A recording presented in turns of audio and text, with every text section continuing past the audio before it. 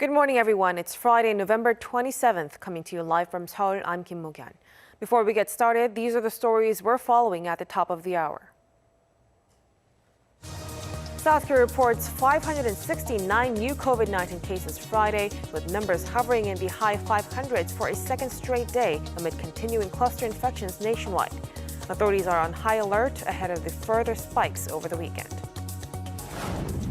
Vaccine deliveries could start as soon as next week in the United States, as President Trump announced that deliveries would start rolling next week for frontline workers, medical personnel, and senior citizens.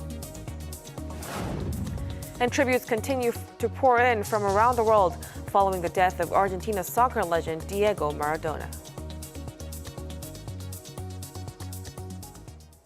Now we begin with the COVID-19 situation here in South Korea. The country reported 569 new cases on Friday, staying above the 500 mark, with cluster infections from religious facilities, saunas, and small gatherings.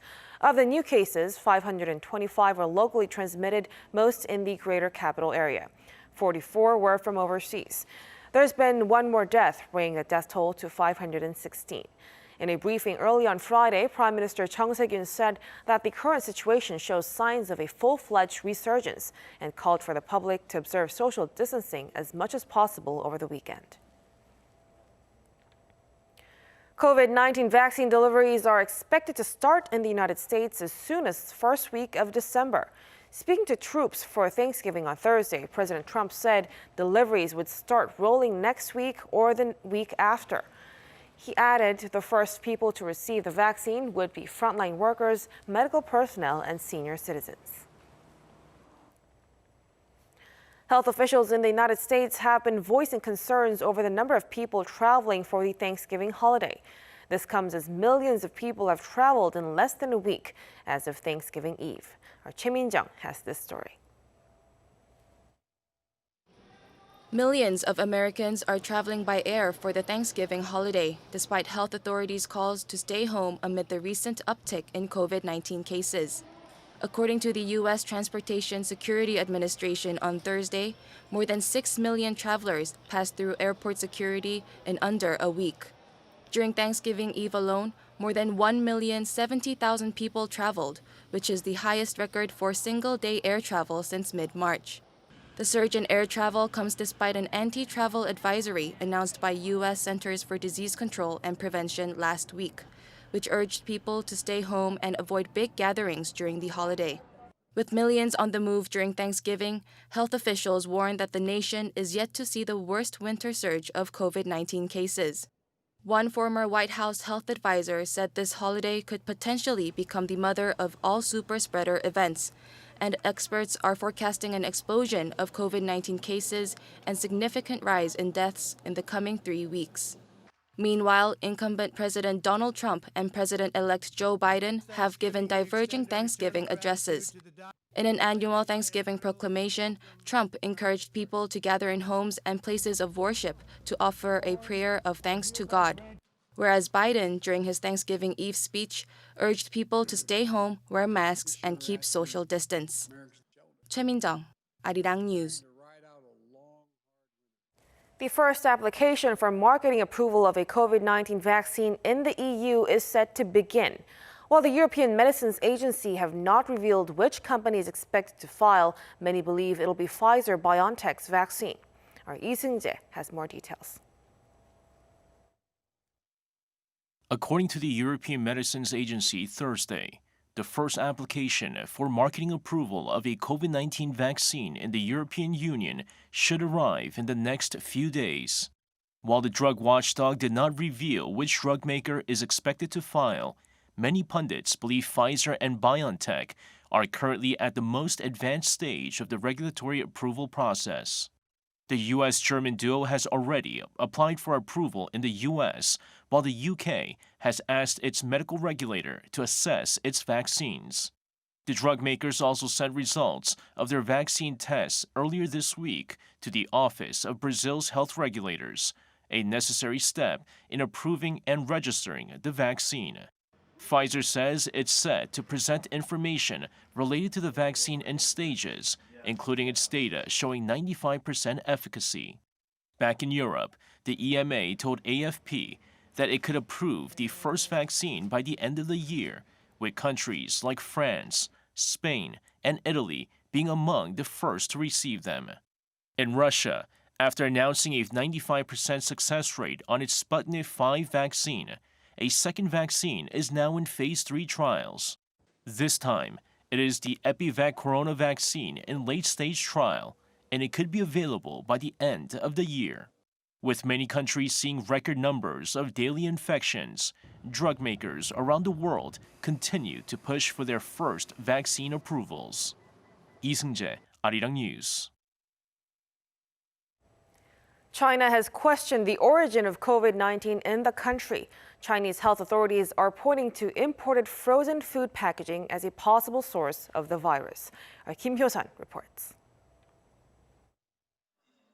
Beijing is urging other countries to cooperate with the WHO to investigate the origin of the novel coronavirus, signaling that Wuhan may not be the original epicenter of the virus. With the advancement of the tracing process, in which more countries and places might be involved, we hope that all relevant countries will adopt a positive attitude and cooperate with the WHO to contribute to global virus tracing efforts and anti-epidemic cooperation.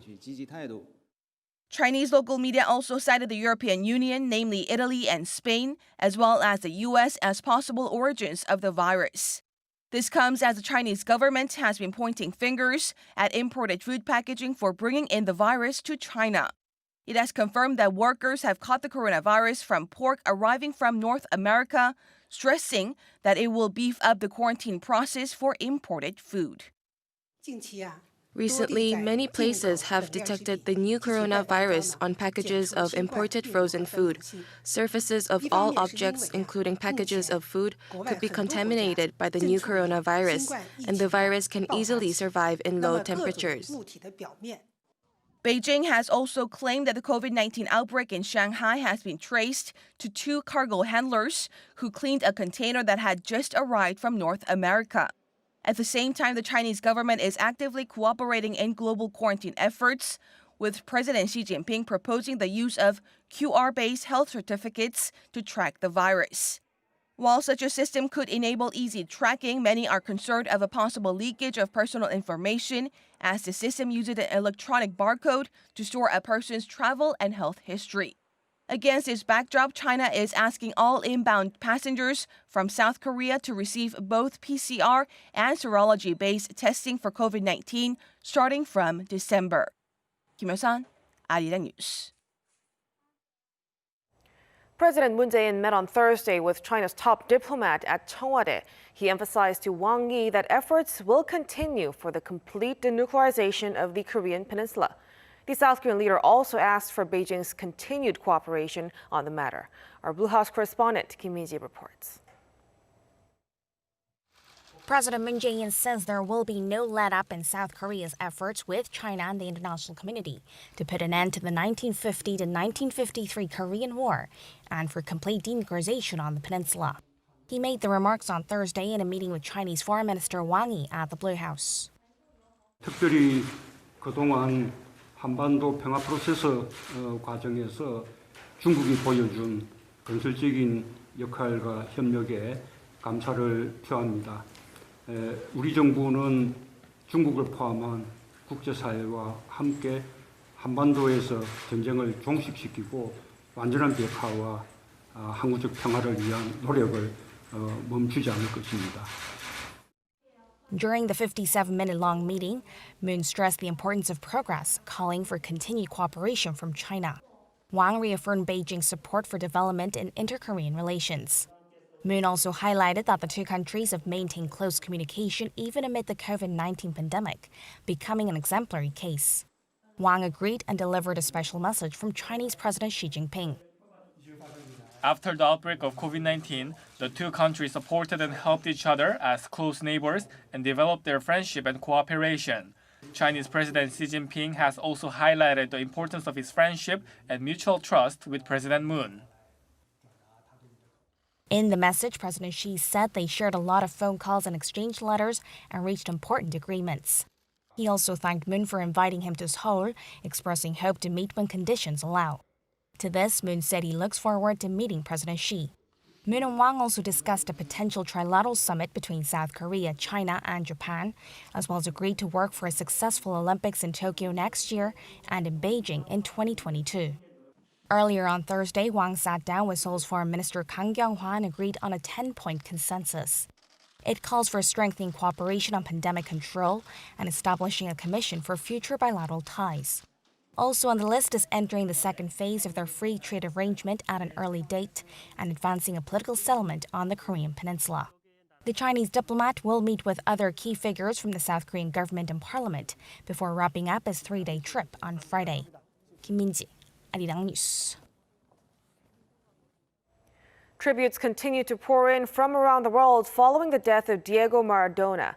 Maradona was a World Cup winner, Argentina's national hero, and an eternal legend in the football world.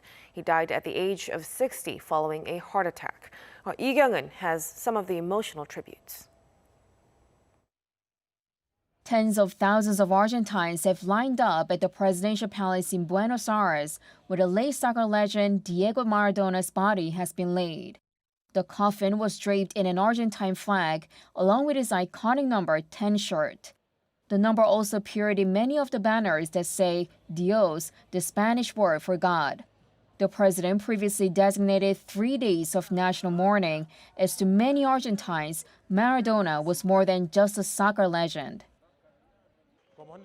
I think everyone today felt like something died. Your childhood died, your mother died, your father died. This is what it feels like, or at least that is what it feels like to me. Never forget that Maradona fought for the humble. When people didn't have enough to eat, he gave them joy. When many people suffered, no one should ever forget what Diego did for the people. Despite concerns over COVID-19, massive crowds came throwing soccer shirts and flowers. But as some of them tried to get closer to the casket, clashes broke out. Another city is also caught up in the immense sadness, Napoli. Maradona was greatly admired in the Italian city for leading the team to its 2 Serie A titles. Napoli players held a minute silence to honor their former star ahead of their latest Europa League fixture. Pope Francis, a lifelong fan of Buenos Aires San Lorenzo soccer team, also sent a letter of condolence to Maradona's family as he remembers his compatriot in prayers. Maradona gave the Pope a signed jersey that says, "To Pope Francis, with all my affection and much peace in the world." Social media has also been flooded with emotional tributes from football players and fans from around the world. Lee Kyung-eun, Arirang News.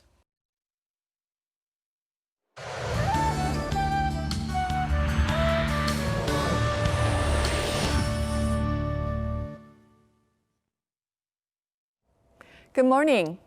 Relatively high levels of dust in the central and western regions will get clearer as chilly winds gradually blow it away.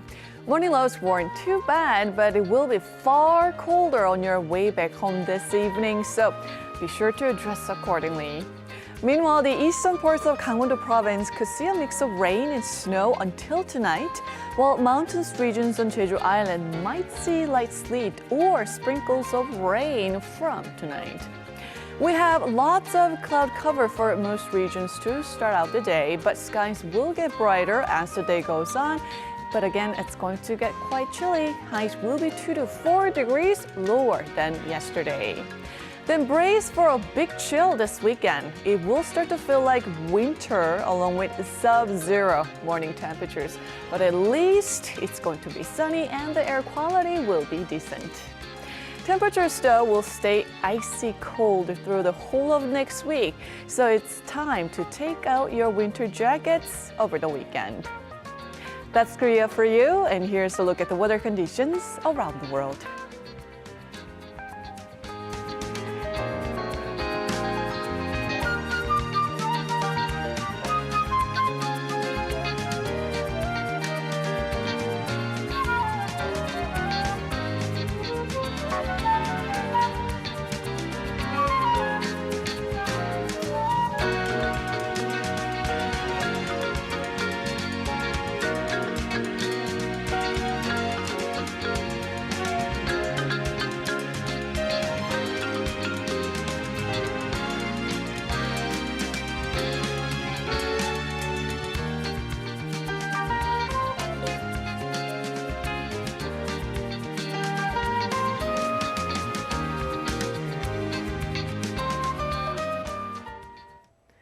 that's a wrap for us at the hour on Arirang News. We'll be back with more of today's headlines at noon Korea time, so stay tuned. Thank you for watching and goodbye.